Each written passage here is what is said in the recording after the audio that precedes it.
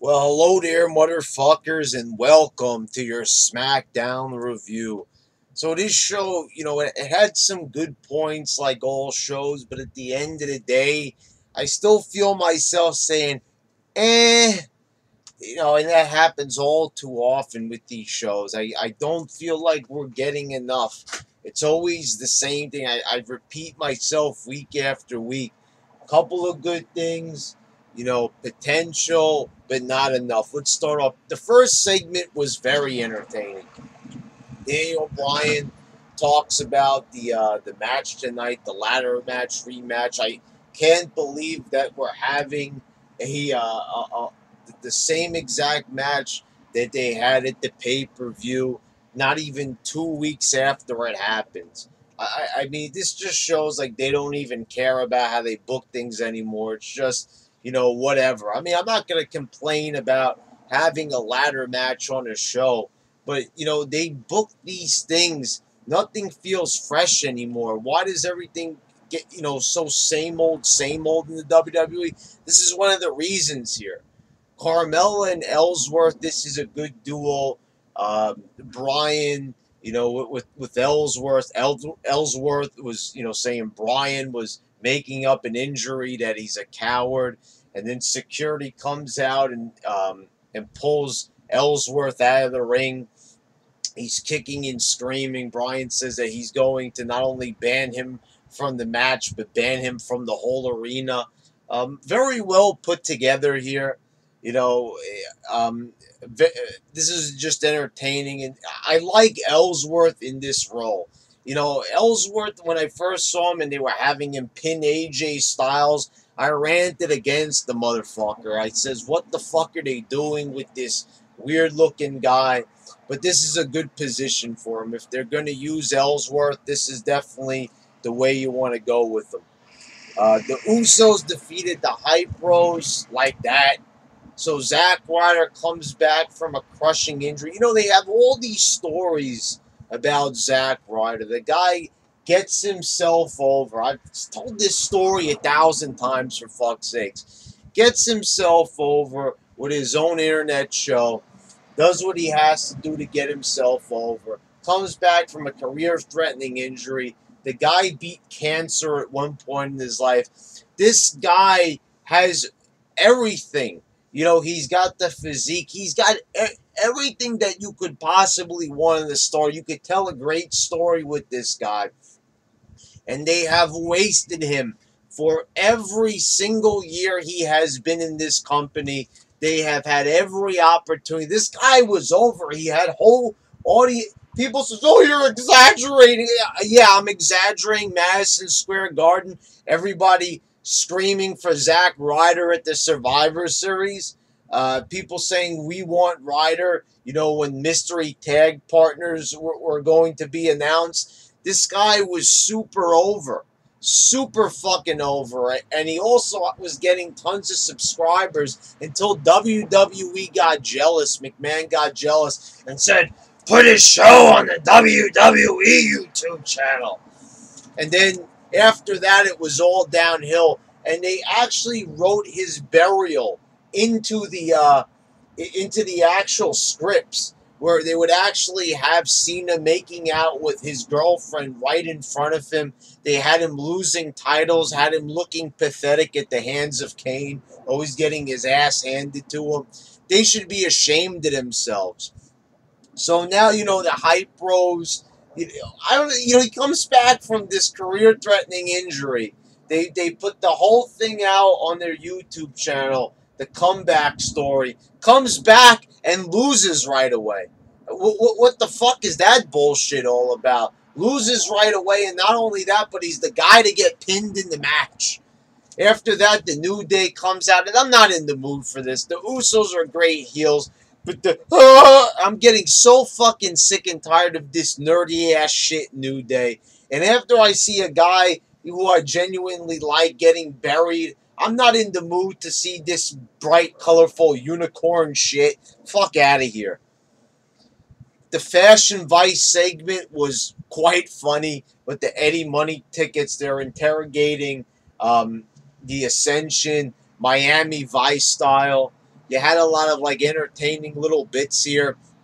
It gives them the Miami the Eddie Money tickets, and I think it's either Victor or Connor of the Ascension says we only listen to grindcore and thrash metal, and then they're eating a cheese platter. Very entertaining, and the fact that Fandango keeps the same voice through each and every one of his little talking bits. I mean, this is another guy that they're just kind of wasting. I like the position that they're putting him in here. This is the first time where I really feel like Fandango is really taking off. He's doing something, but after they end this whole mystery thing, like where are they going to go with it? I really don't know, but this is a talented wrestler and obviously a guy with a lot of personality, and so does Tyler Breeze. He's a good wrestler. He's a little small, but I really don't know. These guys have shown that they can be very entertaining. So they wasted both these guys for so long, but thankfully they found some sort of a niche for them. You had Naomi defeating Lana. So, I'm doing this review a little bit late, a day after I already saw on Twitter that they're making the story that Lana had her shoulder up. You wouldn't know that from here, just as like they're crushing her. Lana's expressions, when Naomi kicked out of her supposed finisher. It's a finisher, but she's never actually finished anybody with it. So is it really a finisher? It's kind of like if a tree falls in the forest and nobody's around to hear it, does it make a sound? I don't fucking know. But that's the story there. She pins her in a minute. But I love Lana's facial expressions during the match. Very well done. And also Wade Keller actually brought up a very good point. If Lana acts like herself without the accent on Total Divas, why don't they just drop the whole Russian shit? Why, if Rusev is not even there, if they're going with Lana without Rusev, they're putting Rusev on the shelf. I don't know what they're planning to do with that guy. It's like strange, like he's healthy and they're just not using him. Is he on house shows? I don't fucking know. But, why are they still continuing with Lana in character when they've already shown on the Total Divas show? I mean, they could start integrating more drama, bring some of the Total Divas stuff onto SmackDown, make it a little bit more entertaining for the women, but, they're just not going to do that. They just don't get these ideas. It's just people on YouTube like myself coming up with them, basically. I don't really hear a lot of other people asking for, I don't like Total Divas. Well, it would be more entertaining if they integrated that same level of drama onto the show, is what I'm saying. Orton comes out. He's demanding Jinder Mahal. Shane McMahon says that he's going to give him a match. If Jinder comes out, challenges him to a Punjabi prison match, and all of a sudden they start playing the footage right away of a Punjabi prison match. It's like, well, damn, they already had that. Like, come on, we all know it's fake, but like I said, it's the job of the writers to at least make things believable, to the best of their ability in this wrestling world that we have, which is pretty unbelievable at times, but you can make it more believable. It was more believable during the Attitude Era. It was even more believable during the Ruthless Aggression Era. I mean, come on, they start queuing up the video right after he announces the match. Like, and then it's like, oh, forget about everybody in the ring. We're just going to the video package right away. What is everybody doing in the ring meanwhile? Oh, let me check out this interesting video that's playing on the Tron. I mean, like, what? Like, what, like, who the fuck is booking this shit? Just a video just plays in the middle of a promo? That would just kill all the heat that they had and all in this segment, which, by the way, was zero. And also, I need to ask this question. Why is Carmella kicking off SmackDown, who's not even a champion, and Jinder Mahal is here at the top of the second hour? The champion is just like fucking smack dab in the middle of the show. Okay, so they did put him at the top of the second hour, but this guy should be opening the show. For years and years, champions opened the show. Cena opened the show. Stone Cold opened the show. The Rock opened the show. The Undertaker opened the show. The Hulk Hogan opened the show. Macho Man opened the show. The Ultimate Warrior opened the show. They opened the show. They always put the top guy at the front, or they at least advertise him. You know, one way or the other, they have to let you know this is the champion. He is the hood ornament of the show. And you just throw him smack dab in the middle of it like Carmella is more important than him. Like I said, it was an entertaining segment, but nonetheless, like, book it better, structure this fucking show, make people seem more important than others, because they're not all created equal. Some stars are bigger than others.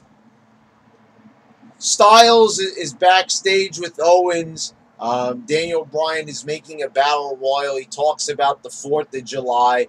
I guess Cena is going to enter this battle royal and probably win it.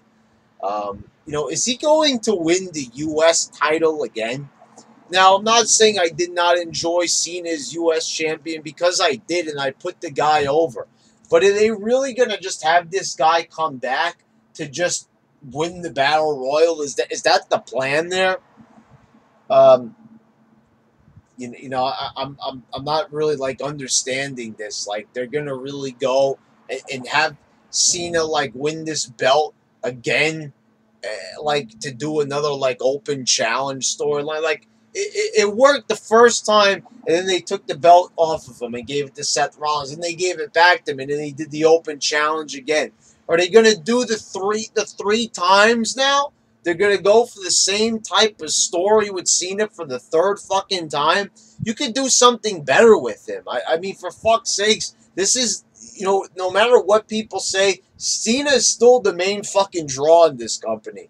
As evidenced by this guy, you know, hosting the ESPYs, as evidenced by this guy being the only one who actually gets to appear on TV shows regularly. He's invited to go on shows to represent the company. In the main event, excuse me, not the main event yet. You had Corbin and Sami Zayn. Now, before the Zayn match, you had Mike Kanellis and Maria Kanellis. They're about to cut a promo, and Zayn just interrupts them. You know, okay, like, I understand that they're probably going to follow up on this next week. You introduce these guys at the pay-per-view. You make a big deal about them in a weird segment, like a what the fuck type of segment. And then, you know, you don't show them for a whole week. They come back, and you just, like, interrupt them. Like, you're introducing new characters. Most people probably don't even know who the fuck these people are watching on the show. I know you're going to say, oh, they know who they are. Yeah, the people in the audience, the marks, you know. SmackDown is not as bad as Raw when it comes to marks. I think we all know this. There's some marks, but not as much on Raw. You know, and that's evidence. They're not even able to edit it out because the show is live now. So that's what I've observed anyway about SmackDown, which is better about it. Less marks, less hardcore fans ruining the show for everybody else. You know, but you're trying to establish characters here that are, you know, not big stars. Mike Bennett is not a big star. You know, so already the first ever cuck gimmick. You know, this is this is a new trend that's been going on, especially I think in California and especially here in New York. Oh, I love you, honey. I don't want to take away your last name from you, so I'm going to take my last name away and take yours. You know, all this cuck shit, whatever happened to the alpha male? I'm not even sure I like this as a gimmick, because how are you going to take a cuck seriously? Like, this is the character that you want to go with? I'm not really understanding how people are going to take this seriously. You want to introduce a character that's not manly, that's not alpha male. Right away, people are going to view him as a loser. They're going to view him as a guy that can't get shit done in the ring. I mean, like, introducing a character when all the other guys on the roster are basically the same way It's probably not a good idea. So then you had Corbin just defeating Zayn, which should have happened months ago. They should have just ended this little stupid feud months ago. How is a guy like Zayn supposed to even be able to match up with a guy like Corbin with such a big size advantage over him? The bitch boy cab driver, he got a little heat on him interrupting Mike Kanellis there, but you're not really. Uh, Zayn is on SmackDown. I'll try to give them credit for trying to do different things with him from a storyline perspective, but nothing is effective. This guy is not over with the crowd. It's quite obvious that even the audience is turned on Zayn. They're not even singing along to his theme music because he doesn't have the hardcore crowd on Raw that used to do the oh. You don't have that crowd anymore. So what you've got now is just a bunch of normal fans, and they're not really buying into the whole Zayn, Ring of Honor and NXT type of fandom that used to surround him. I say is just put the mask back on him and make him El Generico. I don't know about that, but what I'm saying is this guy is not over. I'm looking at Zayn. I'm looking at his gut. I'm looking at the bitch boy cab driver's gut, and it's not pleasing to the eye to say the least. Zayn is not pleasant to look at. He's not fun to watch. I'm not saying the guy's not a good wrestler, but he's not really doing anything different from anybody else really on the roster. Everyone's doing a suicide dive. Everybody's doing the same shit. So Zayn, they need to find something else to do with this guy.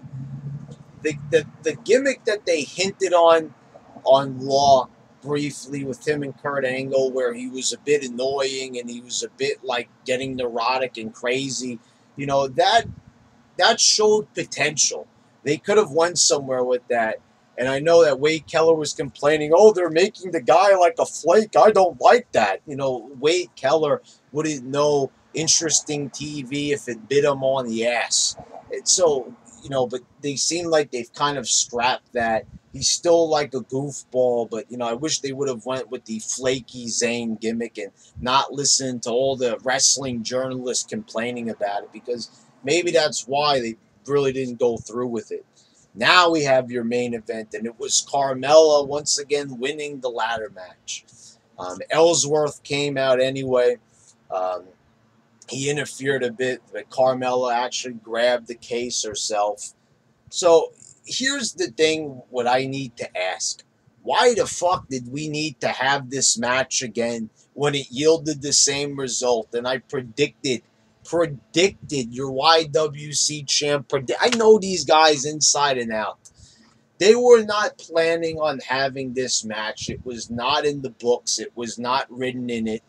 They weren't planning on that. What they did was they were going to just have this and have Carmella just be the Money in the Bank winner for the women. And then they were just going to go about their normal plans. But because a bunch of goofballs on the internet, it wasn't Daniel Bryan making a post right away.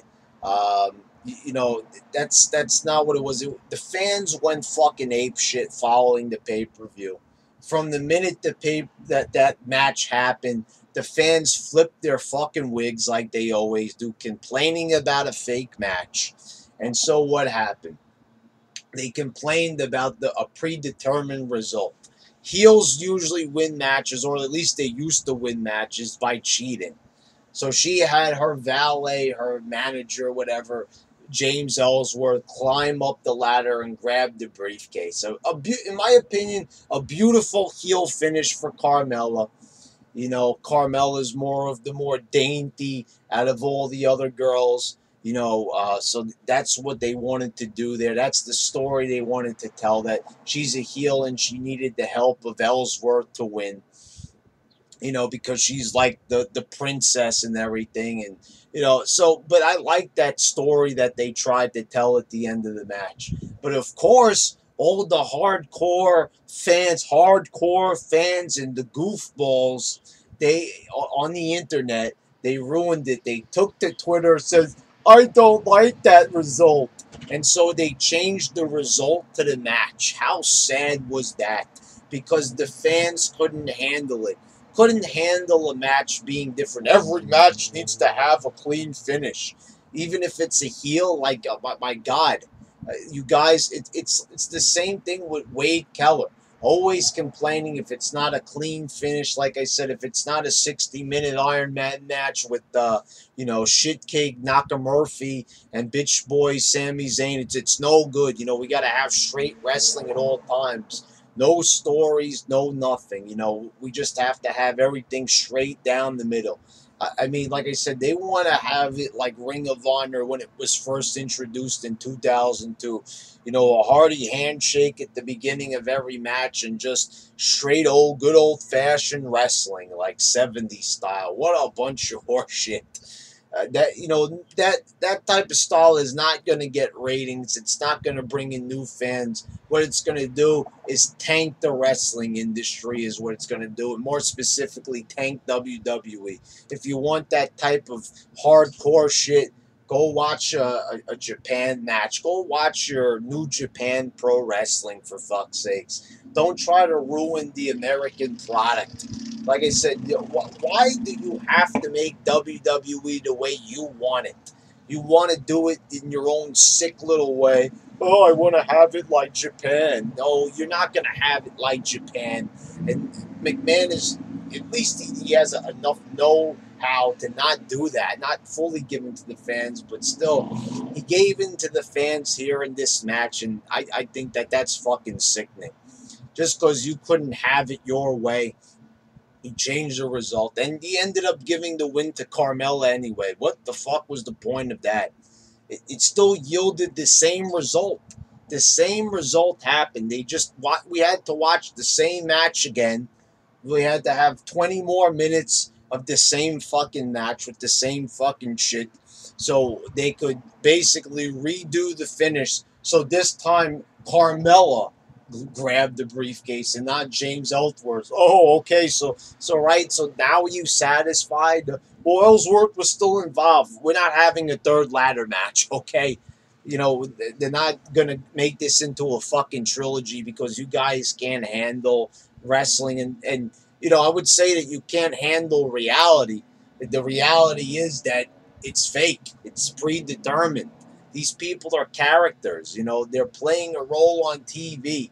James Ellsworth was told to go up the ladder and give the briefcase to Carmella to portray the characters that they were given, that were assigned to them to be heels. Not so they could ruin this prestigious match. I mean, what a bunch of horseshit. It's prestigious and historic. Okay, yes, we've never had a female ladder match. We've had them in TNA before, but this is the first time it ever happened in WWE. I get that. I totally get that. It was something historic, but the fact that it's like pristine, like we're doing like a very official ritual here. Like what? It's a wrestling match. Fucking goofballs. There you go. All right, so that was a waste of time. They basically did a repeat on SmackDown, so they got another ladder match. Like I said, there were some good things on this show, but I think we wasted time here in the main event. They could have did so much more. They could have done some things throughout the show with Jinder and Orton instead of that ridiculous segment that they had. I'm still having a hard time getting over that. The video package playing right away, that was way too staged. I mean that they just had the video set to go just like that. Anyway, so there you go, guys. There's your SmackDown review. You had a couple of good things: the fashion Vice stuff, the opening promo. I can't believe that they're not handling Jinder. You've got such a great heel here, and they're really just fucking it up with him. They're just tremendously fucking up with Jinder Mahal in every single way possible. And I don't know if it's because the fans are getting them nervous because you have many people complaining that he's champion, even though he looks like one of the best champions we've had in a long time. Definitely a better champion than Dean Ambrose as far as looks go, and who's more deserving. Um, but there you go, guys. There's your SmackDown review. The show has basically the same problems as Raw. Let's be perfectly honest. The only thing that's better is that it's fucking shorter. And I think almost everybody's at least said that they prefer SmackDown. But don't try to sell this shit that SmackDown is this great show, that it's an amazing show that's so much better than Raw. It's a little bit better than Raw, and the only reason that is because it's 2 hours as opposed to the just mind-numbingly long 3 hour point of Raw. So it's not that it's a superior show, it's the fact that it's a shorter show that people like it better. So let's get that straight for one thing. It's not a better show, shorter. Anyway, guys, there's your SmackDown review. Until next time, your YWC champ signing out.